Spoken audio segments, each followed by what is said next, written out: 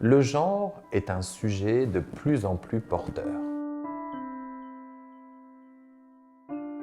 Ce qui relève du féminin et du masculin fait désormais l'objet d'un débat sociétal souvent acharné, où les points de vue les plus antagonistes s'affrontent autour de ce qui relève de l'homme ou de la femme.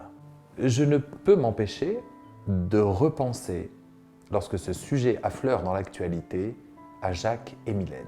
Une affaire terrible, puisqu'elle s'est soldée par le meurtre de la femme par le mari.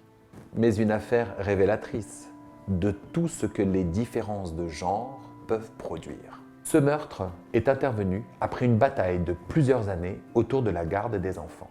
Alors que Mylène l'avait obtenu, Jacques l'a abattu froidement, vidant méthodiquement le chargeur d'un 9 mm sur le corps de la malheureuse.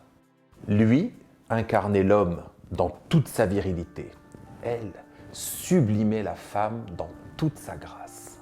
Lors de l'affrontement autour des enfants, cette dimension très genrée a perduré jusqu'à l'extrême.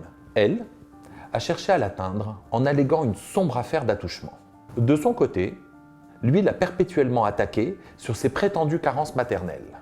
Après que le pire se soit produit, c'est Françoise, la mère de Mylène, qui m'a demandé de l'assister jusqu'au procès devant la cour d'assises. Lorsqu'elle a été appelée à la barre et que le père de Jacques a eu à témoigner à son tour, j'ai été comme frappé par l'évidence qui s'est imposée à moi.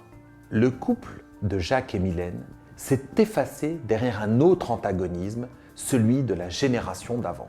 Mais au-delà des témoignages, du reste relativement concordants, c'est la symétrie des ascendances qui était incroyable. Le père de Jacques était un chirurgien charismatique, à la carrure imposante, qui avait quasiment élevé seul son fils. La mère de Mylène était évidemment tout l'opposé. Une institutrice de province d'une rare élégance, un brin fantasque. Tout dans cette affaire relevait de l'exacerbation du genre, sur scène comme en coulisses, au présent comme au passé.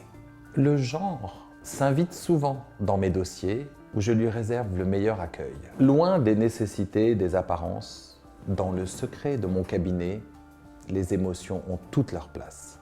Et je dois avouer que les stéréotypes ont la vie dure. Les demandes des hommes ne sont pas les mêmes que celles des femmes, et leurs attentes non plus. Et ceux qui fondent en larmes ne sont pas toujours ceux auxquels on pense. Sortirons-nous un jour de la bataille des genres ?